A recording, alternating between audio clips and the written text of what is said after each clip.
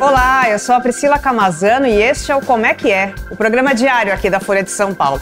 E hoje aqui no Como é que é nós vamos falar sobre eleições municipais aqui em São Paulo. Na última quarta-feira, antes do feriado, saiu uma nova pesquisa Datafolha sobre a eleição municipal, a disputa eleitoral aqui em São Paulo, e a gente vai trazer aqui os dados, falar sobre a rejeição também dos candidatos, tudo que trouxe essa nova pesquisa. E só uma informação, a pesquisa foi feita pelo Datafolha, ouviu 1.092 pessoas de 16 anos ou mais aqui em São Paulo entre os dias 27 e 28 de maio e teve uma margem de erro de 3 pontos percentuais para mais ou para menos. E para falar sobre esse assunto, nós convidamos a repórter Carolina Linhares, que está aqui do meu lado. Obrigada, Carol, por ter vindo novamente aqui. A Carol já veio várias vezes aqui no Como é que é, então já está acostumada. Obrigada, Carol. Obrigada, Pri, pelo convite. É sempre um prazer. Carol, como eu falei, a gente vai falar aqui da pesquisa Datafolha. Teve um empate, a gente vai falar sobre esse empate, né? O tema do programa de hoje é falar como que esse empate que na pesquisa tem mudado as estratégias dos candidatos, né? Dos pré-candidatos. Então, eu já queria que você explicasse, né? O que diz essa pesquisa? E ali apontou ali 2 cenários. A pesquisa foi publicada na semana passada, né, Pri, como você falou. Ela mostra os 2 principais candidatos, que são o deputado federal Guilherme Boulos, do PSOL, e o atual prefeito Ricardo Nunes, do MDB, empatados nos 2 cenários, né? E a margem de erro, como você falou, é de 3 pontos percentuais para mais ou para menos. A gente está colocando aí os números. O Guilherme Boulos fez 24 e o prefeito Ricardo Nunes 23 no primeiro cenário. Aí a gente tem um segundo pelotão de candidatos, que é o da Atena, a Tabata e o Pablo Marçal com 8, 8 e 7, e um terceiro pelotão, que é a Marina Helena e o Kim Kataguiri com 4%. Depois tem outros candidatos menores que marcaram 1%. Então, basicamente, esse é o primeiro cenário da pesquisa. E aí, no segundo cenário, a gente mantém esse empate, só que dessa vez com o Ricardo Nunes numericamente à frente, com uma diferença, com a margem de erro é de 3 pontos percentuais, por isso que a gente fala em empate. Certo. E, de novo, a Tabata e o Pablo no segundo pelotão. Então, em termos de resultado, é mais ou menos a mesma coisa o primeiro cenário e o segundo cenário. Qual a diferença? O segundo cenário, ele é o cenário mais provável no fim das contas, porque ele é um cenário sem o da Atena e sem o Kim Kataguiri. O Kim Kataguiri não deve concorrer porque o partido dele, União Brasil, apoia o prefeito Ricardo Nunes. E o da Atena, a gente sempre tem uma desconfiança se ele vai concorrer ou não, porque ele já desistiu em cima da hora outras 4 vezes, né? Então pode ser que o da Atena acabe sendo só um vice, enfim. Então por isso a gente colocou aí um cenário sem o da Atena e sem o Kim. Certo, daqui a pouco a gente vai falar um pouquinho mais, né? Teve aí o Pablo Marçal que apareceu também nessa pesquisa, a gente vai falar um pouquinho dele, sobre o da Atena também. Mas antes, Carol, qual que é a diferença? A gente teve uma pesquisa anterior em março, Datafolha. Eu queria que você falasse um pouquinho da diferença ali, se dá para fazer alguma comparação entre o que apareceu antes e nessa nova pesquisa. A pesquisa de março, ela é diferente porque eram outros pré-candidatos, né? A gente tinha nomes que ainda não tinham se colocado na disputa, então não dá para comparar diretamente. Mas o que é importante notar em relação à pesquisa anterior é que o empate se mantém, né? Então, na outra pesquisa também o Boulos e o Nunes estavam empatados dentro da margem de erro. Então, a gente tem esse empate que perdurou na pesquisa de março e agora em maio novamente. Certo. E, Carol, para a gente já responder aqui o tema do programa, né? Como que esse empate dessa pesquisa tem mudado as estratégias? Mudou as estratégias dos pré-candidatos? A gente está falando aqui sempre em pré-candidatos, né? Que ainda vai ter a oficialização, mas a gente já está tratando já com essas pessoas que estão se apresentando, né? E como que esse empate, esses pré-candidatos entenderam esse empate, eles mudaram as estratégias dele? Como é que foi visto isso? Pelo menos publicamente, os 2 pré-candidatos, né, e suas respectivas equipes, comemoraram o empate, preferiram ver ali o copo meio cheio, né? E nesse sentido, acharam que as estratégias que eles vinham adotando estavam funcionando, né? Porque os 2 estão ali, ninguém perdeu muito, né? Os 2 continuam liderando bem à frente dos demais candidatos. Os 2, Boulos e Nunes, hoje estariam no segundo turno, se fosse a eleição hoje, né? Faltam 4 meses para a eleição. Então, os 2 viram o empate com bons olhos e tendem a manter as respectivas estratégias. Para o Boulos, qual que é o raciocínio? O empate é bom por quê? Porque o Nunes tem a máquina da prefeitura, está entregando obras, tem propaganda, tem aliança, tem apoio de partidos e mesmo assim o Boulos está empatado com ele. Então, para eles, isso foi um sinal de resiliência do Boulos, que tende a continuar ancorando a sua pré-campanha, tanto no apoio do presidente Lula, que para ele é muito importante, quanto na estratégia de desconstruir a gestão do Ricardo Nunes. Então, apontar malfeitos, apontar indícios de corrupção, esse tipo de coisa. Para o Ricardo Nunes, por que o empate também foi comemorado? Porque entraram candidatos candidatos no campo dele, no campo da direita, né? Pablo Marçal, Datena, e mesmo assim ele não perdeu o posto, né? Tá ali empatado na liderança. Então, para ele, qual que é a explicação? É porque as pessoas estão avaliando bem a minha gestão, é porque eu estou entregando obras. Então, qual que é a palavra de ordem lá? É prefeitar. É continuar apostando mais na gestão do que em alianças, em aliados. Lembrando que ele tem o apoio do presidente Bolsonaro, que ele tem o apoio de 12 partidos, que ele tem o apoio do Tarcísio de Freitas, governador. Mas ele quer diluir esses apoios, né, e apostar mais na gestão. Ao contrário do Boulos, que está apostando todas as fichas no presidente Lula. Sim. E os outros candidatos, como é que eles também viram essa... A gente tem um panorama, assim, dos demais? Os outros candidatos também, ninguém achou o seu resultado ruim, né? Pelo menos publicamente. O Pablo Marçal falou que mal cheguei e já estou marcando quase 10%, achou bom. E a Tabata também diz, olha, eu tenho meu voto que é meu, o eleitor que permanece comigo, aconteça o que acontecer, né? Porque entraram novos candidatos e o cenário não mudou, ela continuou ali em terceiro lugar. Então, de certa forma, como é natural, todos os candidatos procuraram ver o que havia de bom para eles ali naquela pesquisa, né? Certo. Daqui a pouco a gente vai falar um pouquinho de cada um, sobre as estratégias de cada um, mas eu queria falar sobre a pesquisa espontânea de voto, né? Porque a gente trouxe aqui os dados, para quem não está acompanhando e não sabe, tem uma pesquisa da Datafolha, eles apresentam os nomes dos candidatos, no primeiro momento as pessoas escolhem. E aí a espontânea é quando não diz quem são os candidatos, né? E deixa a pessoa que escolhe quem... informa, né, quem ela vai votar. Então a gente apresenta ali, tem os dados aqui da Datafolha, intenção espontânea de voto. Boulos é citado por 13%, Nunes é a opção de 9% e 3% dizem votar no atual. Conta pra gente, o que diz essa pesquisa?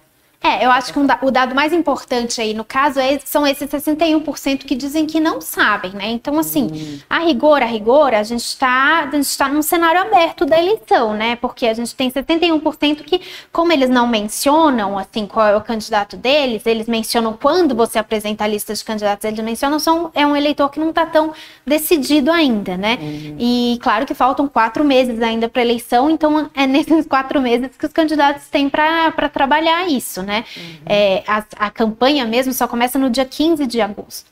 Então, o que me mostra essa intenção espontânea de voto é essa quantidade imensa aí de gente que não sabe às vezes nem quem são os candidatos, né? Por isso que a gente está aqui hoje explicando quem é quem. Sim, importante. Bom, então como eu falei, tem esse dado importante, né? Eu falei ali da intenção de votos do Boulos, Nunes, mas esse número de 61% é bem significativo, né? E, Carol, agora vamos falar um pouquinho da campanha, né? De como anda a campanha desses candidatos. Queria começar pelo Ricardo Nunes. Você publicou aqui na Folha uma matéria, né? Falando ali que os aliados do prefeito Ricardo Nunes listaram ali alguns erros e admitem também problemas, né? Na disputa para a reeleição. O que eles apontam e qual tem sido a estratégia do Nunes durante esses últimos meses? Os aliados do Nunes, eles começaram a ter alguns alertas vermelhos, assim, apontaram alguns pontos de atenção, de alerta, coisas que podem dar ruim, né, vamos dizer assim.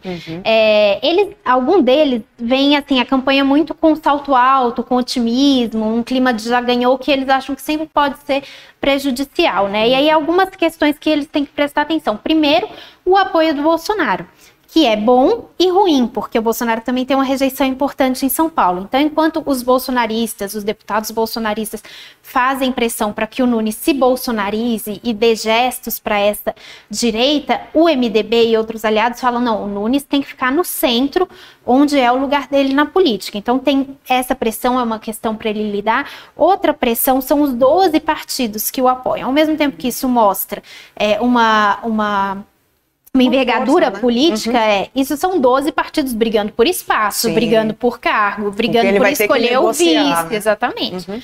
E o vice é um terceiro ponto de atenção, que é o presidente Bolsonaro, o ex-presidente Bolsonaro, escolheu um coronel da rota, um ex-coronel da rota, que é o Ricardo Melo Araújo, e disse, esse vai ser o meu vice. Só que muita gente não gosta desse vice, acha ele bolsonarista demais, então o MDB está meio empurrando essa decisão na esperança de que o Bolsonaro deixe para lá essa indicação e eles possam escolher uma outra pessoa. E tem ainda uma quarta questão, que é a própria gestão. Então, assim, para se livrar desses problemas com os aliados, o Ricardo Nunes está querendo focar na gestão. Só que a própria gestão, embora tenha entregas, tenha zerado a fila de creches, tenha a tarifa zero no ônibus, tenha o asfalto, também tem essas questões que estão sendo trazidas muito pela campanha do Boulos, né, nas redes, e a Folha tem publicado também. Então, obras sem licitação, alguns indícios de preço combinado. Então, esse também pode ser um ponto de problema. Mas, como eu falei, por enquanto a estratégia dele é focar no que diz respeito a ele, que é a prefeitura, enquanto os aliados brigam lá pelas outras questões que eles julgam pertinentes. Sim, acho que em toda eleição, né, quem está se reelegendo, né, se disputando a reeleição, aproveita, né, que tem ali o espaço ali para mostrar, né? Sim, enfim, tem que mostrar a vitrine, né? Para os eleitores. Na cadeira, né? Sim. Vamos falar do Guilherme Boulos, né, que também aparece ali empatado. Guilherme Boulos, ele tem o apoio do presidente Lula. Inclusive, o presidente Lula pediu voto para o Boulos no dia no evento que teve no 1º de maio, aqui em São Paulo, né? Então, a gente deu matéria sobre isso, você também cobriu esse assunto. Eu queria entender o quanto que esse apoio do presidente tem se mostrado eficiente para o Boulos e qual tem sido a estratégia do Boulos também. Para o Boulos, como ele não está na cadeira e como ele também não tem um passado aí na gestão pública, né? Ele está no 1º mandato de deputado. Para ele, o apoio do Lula é muito importante, é basicamente o maior ativo que ele tem. Então, ele está se fiando não só no Lula, mas também no PT, que é um partido grande, né? E capilarizado aqui em São Paulo, em outras figuras tarimbadas. Ele tem a Marta Suplicy, ele fez evento semana passada semana retrasada, se não me engano, com o Haddad, com a Marina Silva. Então, ele traz essas figuras tarimbadas para ele se livrar um pouco da rejeição dele, né, e do receio que o eleitor tem em relação a ele. Ele é o mais rejeitado, né, a pesquisa da Folha traz isso também, o índice de rejeição. Então, 32% não votariam de jeito nenhum em Boulos, e a rejeição de Nunes é de 24% e do Marcel é 25%. É isso. Então, para o Boulos é importante trazer essas figuras para diluir essa rejeição dele, né? Então, o 1º de maio, quando o Lula pede voto nele diretamente, apesar de que isso é uma infração eleitoral, sim, porque justamente a campanha não começou, a gente está na pré-campanha, então não pode pedir voto diretamente, mas isso dá uma multa e eles acham assim, paga a multa e pelo menos agora todo mundo sabe que o Boulos é o candidato do Lula. Por que isso é importante? Porque só 47% dos entrevistados do Datafolha respondem que o Boulos é o candidato do Lula. Então, a gente tem metade que ainda não sabe disso. Então, o Boulos, ele tem espaço para crescer no eleitorado do Lula em São Paulo. E é esse espaço que ele está buscando. O Boulos, ele perde mais eleitores do Lula para o Nunes do que o Nunes perde eleitores de Bolsonaro para o Boulos. É confuso isso, mas é para dizer que o Boulos tem onde crescer no eleitorado da esquerda. Então, para ele, foi bom essa história do 1º de maio, apesar de ter sido uma infração eleitoral. Agora, é importante dizer o outro lado também, né? Porque a popularidade do Lula afeta o Boulos também negativamente. Então, assim, a aprovação do Lula em agosto do ano passado aqui na capital era 45%. E agora está 35%. Então, isso também dá um pouco de teto aí para o Boulos, né? Sim. Vamos aproveitar já falando aqui dos padrinhos, né? A gente está falando, né, o Lula, padrinho do Boulos, e o Datafolha apontou também que o Bolsonaro é o padrinho mais rejeitado em São Paulo, mas a diferença para o Lula recuou. Queria que você falasse, Carol, para a gente, o quanto que essa polarização, né, que a gente vem falando bastante já, né, desde 2022, isso tem influenciado na eleição municipal aqui em São Paulo? A polarização, ela está colocada inevitavelmente, né? Porque a gente tem dois candidatos principais, um é apoiado pelo Lula, o outro é apoiado pelo Bolsonaro, a gente acaba reproduzindo o que foi a eleição de 22, não tem como fugir disso. Só que as campanhas adotam estratégias diferentes em relação a isso. A gente também publicou uma matéria sobre isso hoje, inclusive, na edição de hoje impressa. Por quê? Quando você diz que o Bolsonaro é o padrinho mais rejeitado, é porque o Datafolha pergunta, quando o candidato é apoiado pelo Bolsonaro, Aí 18% dizem, vou votar com certeza, 18% dizem, talvez eu vote, e 61% dizem, não voto de jeito nenhum no candidato Bolsonaro. Quando é o Lula, a gente tem 23% que dizem voto com certeza no candidato do Lula, 28% que dizem, talvez eu vote no candidato do Lula, e 45% dizem, eu não voto de jeito nenhum no candidato do Lula. Então, o Lula é um padrinho um pouco melhor que o Bolsonaro, embora, como você mencionou, em março ele era um cabo eleitoral melhor ainda. Isso está piorando para o Lula, conforme a popularidade dele está perdendo também. Então, para o Boulos, a estratégia basicamente é essa do 1º de maio, é colar no Lula e dizer, eu sou o candidato do presidente e esse prefeito que está aí não é bom por causa disso, daquilo. Agora, para o Ricardo Nunes, qual que é a avaliação dos aliados do Ricardo Nunes? Que ele tem outras credenciais para apresentar, que não sejam apenas o Bolsonaro. Então, ele tem a gestão dele, ele tem os outros partidos, ele tem o Tarcísio, e o Bolsonaro queima um pouco o filme também, dependendo do eleitor, né? Então, ele quer focar mais nas questões da cidade, tentar não nacionalizar tanto, tentar não reproduzir essa briga Lula-Bolsonaro, enquanto o Boulos quer o contrário, porque em 22 o Lula ganhou aqui na capital e não o Bolsonaro. Então a gente tem essa nacionalização, mas ela vai ser trabalhada de forma diferente pelas campanhas. Sim, é um ponto de atenção, né, pra gente prestar. Vamos falar agora da Tabata, também apareceu ali, né, tem aparecido com uma pontuação significativa, né? A Tabata, ela mantém assim umas negociações com o PSDB, né? Mesmo diante da possibilidade da Atena se lançar ali como pré-candidato, né? Queria que você falasse, você até falou no começo da nossa conversa, pode ser que o Datena vire um vice, tá meio que na dúvida, ainda não sabe, né? Qual tem sido a estratégia da Tabata para essa eleição? Da Atena a gente nunca sabe, né? Mas enfim, vamos contar um pouco o histórico, né? A Tabata, ela tá aparecendo aí já em 3º lugar, já em várias pesquisas, né? Então ela tá meio nesse patamar, brigando por espaço, tentando não ser nem tanto à esquerda, nem tanto à direita, tentando ser realmente uma alternativa tanto ao Boulos quanto ao Nunes. No meio disso, ela filiou o Datena ao partido dela, que é o PSB, para que ele fosse vice dela. E seria importante, porque o Datena é super popular, super conhecido, né? O apresentador de TV. E aí ela filiou o Datena para ser vice, só que aí o PSDB falou, Tabata, a gente talvez te apoie, estamos pensando em te apoiar. E para Tabata é bom ter um partido a mais do que ter só o partido dela, né? Fora que o PSDB, apesar de muito diminuído, é um partido muito importante. E aí, diante da possibilidade de ter o PSDB, eles combinaram o seguinte, a Tabata abriu mão, né, entre aspas, do Datena e falou, olha, PSDB filia então o Datena para o Datena ser o meu vice na chapa no PSDB. Então era essa um pouco a jogada. O Datena ia para o PSDB para ser vice da Tabata e ter uma chapa, então PSB-PSDB. O Datena entrou no PSDB e os tucanos falaram, olha, mas não é que seria bom a gente ter uma candidatura própria, né? Por que não? E aí estão pensando em lançar o Datena, né? Enfim, o Datena já topou ser lançado candidato próprio à prefeitura. Mas, como eu falei, ninguém leva muito isso a sério, porque a gente nunca sabe, né? O Datena tem algumas questões de saúde, o Datena é apresentador, teria que abrir mão do programa dele. Então, a aposta é que, no fim das contas, o Datena acabe sendo vice da Tabata no PSDB ou não concorra. E aí a Tabata tem que escolher um outro nome no PSDB, ou o PSDB apresentar um outro nome para ela para ser vice. Então, é um pouco nesse lugar que ela tá. O PSDB também é disputado pela campanha do Ricardo Nunes, né? Mas a Tabata e o PSDB e o Datena é um pouco essa história. A gente tem que esperar um pouco para ver como é que vai ficar. Tá certo. Vamos falar do Pablo Marçal, que acabou aparecendo na pesquisa ali, né, com 7%, né, acabou surpreendendo. Eu queria que você falasse um pouquinho quem é, primeiro, né, explicar para quem não conhece, está assistindo, não sabe quem é o Pablo Marçal e como que ele se destaca aí na cena eleitoral, e falar um pouquinho também, tem uma matéria aí sobre a vice dele, né, a Anise, enfim. Exatamente. Conte um pouquinho pra gente como que foi. O Pablo foi uma surpresa aí no Datafolha, né, a Tabata ganhou um colega aí no patamar, no segundo patamar aí, que é o Pablo, que tem 7% em um cenário, e 9% no outro cenário, né?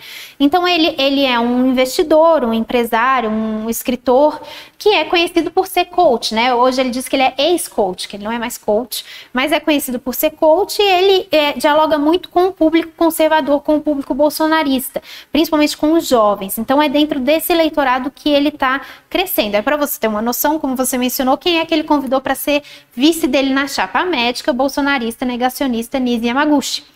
Eu acho que essa chapa não vai dar certo, porque a Nise está no União Brasil, que é um partido que apoia o Ricardo Nunes. Então, o partido teria que abrir mão, né, para ela poder ser vice. Acho que vai ser um pouco complicado isso, mas ele está procurando esse eleitor, ele tem esse perfil. E esse público tá meio sem candidato mesmo, porque esse público queria um candidato bolsonarista raiz, né, até o Ricardo Salles ensaiou essa candidatura, mas o Bolsonaro, no fim, resolveu apoiar o Ricardo Nunes, achando que o Ricardo Nunes tinha mais chance, né, e as pesquisas até mostram isso de fato, que ele tem mais chances contra o Boulos do que outro candidato só de direita.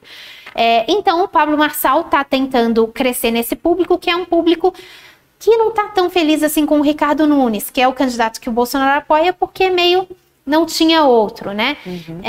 Então, ele está tentando crescer nesse público, ao mesmo tempo depende do Bolsonaro. Se o Bolsonaro fechar mesmo a aliança com o Ricardo Nunes e dizer, meus eleitores votem no Ricardo Nunes, e esses eleitores seguirem o que o Bolsonaro está dizendo, aí o Ricardo Nunes vai ter vantagem em relação ao Pablo Marçal, mas o Pablo Marçal está mirando esse eleitor, e é importante dizer que ele tem um monte de BOs aí, né? A gente também fez uma matéria que é justamente isso, quem é Pablo Marçal, e aí relembra um pouco que ele foi investigado pela Polícia Federal por suspeita de crime eleitoral, por suspeita de lavagem de dinheiro, então também tem essas questões, né? E aí a gente precisa, até os aliados do Nunes dizem isso, precisa ver a próxima pesquisa para ver se ele vai parar nesses 10% aí ou se ele vai continuar subindo, né? Sim, sim. E só lembrando que o Pablo Marçal também, não é a primeira vez que ele aparece, né? Na eleição de 2022 ele apareceu como pré-candidato à presidência, mas logo depois ele tirou a candidatura dele, né? A pré-candidatura ainda dele, né? Bem lembrado, Pri. Sim, ele ia ser candidato à presidência em 22, depois tentou ser candidato a deputado, também o TSE não negou a candidatura dele, enfim, ele é a segunda vez que ele tenta se colocar na política, né? Vamos ver se agora vai. Sim. E vamos falar do partido dele, que é o PRTB, né? Ele está se lançando como pré-candidato pelo PRTB.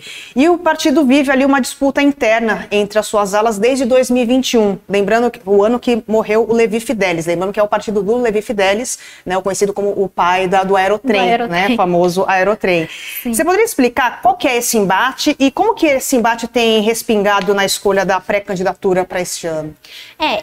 Desde que morreu o Levi Fidelis, o PRTB, ele é disputado por vários grupos internos, inclusive familiares ali do Levi Fidelis e tal, e aí essa é uma novela longa, né, tem uma série de disputas judiciais, o TSE interveio no PRTB, enfim, mas por último agora, em fevereiro, se não me engano, o Leonardo Avalanche ganhou a eleição interna do PRTB, passou a ser o presidente do PRTB e mudou os planos do PRTB para a eleição aqui em São Paulo, porque o PRTB ia lançar o Padre Kelmon, o candidato padre de 2022, Sim. E aí com essa nova direção que entrou, que é o Leonardo Avalanche, ele falou, não, eu acho que o Pablo Marçal vai ser um candidato melhor.